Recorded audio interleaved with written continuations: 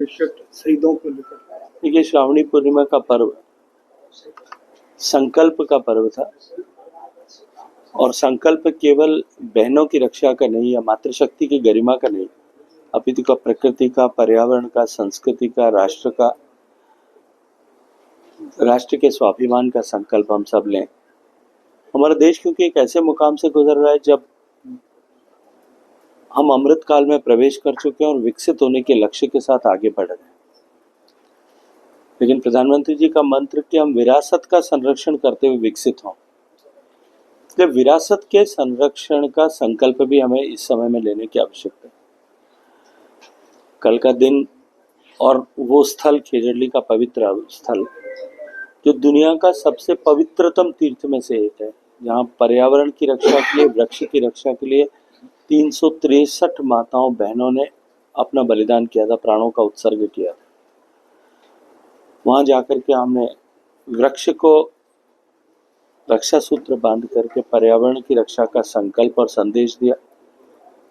लेकिन साथ ही साथ हम एक ऐसे दौर से गुजर रहे हैं जब अंततः भारत को आत्मनिर्भर बनने की आवश्यकता है और आत्मनिर्भर बनने के लिए स्वदेशी जो है उसका बीज मंत्र है। तो कल का दिन स्वदेशी अपनाने का संकल्प लेने का भी दिन था।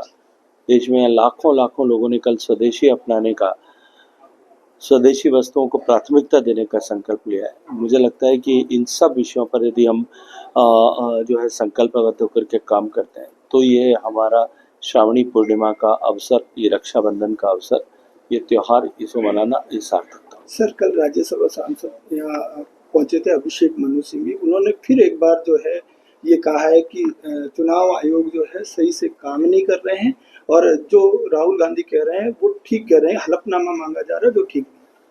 देखिए, राहुल गांधी जी से उन्होंने एक प्रेस स्टेटमेंट किया।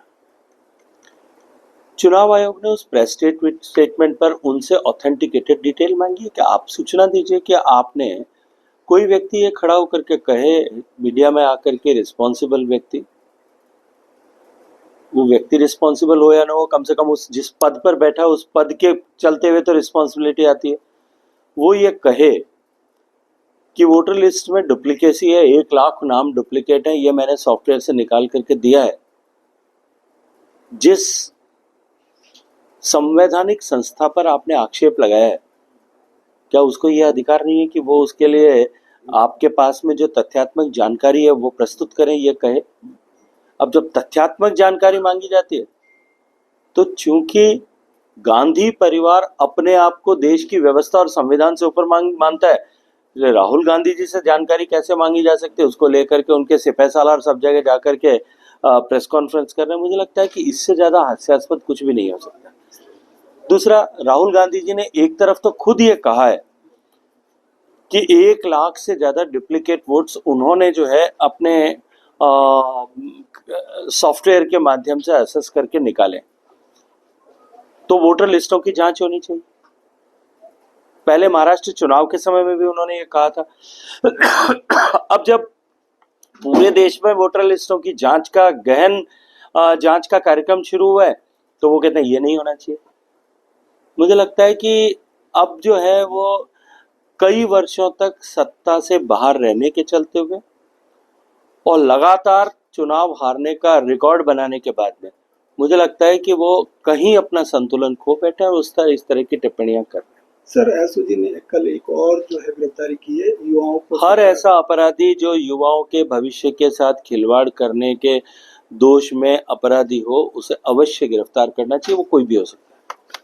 अगर आप ये वीडियो YouTube पर देख रहे हैं तो हमारे चैनल को सब्सक्राइब कर बेल आइकन दबाएं और Facebook पर देख रहे हैं तो हमारे पेज को लाइक करें।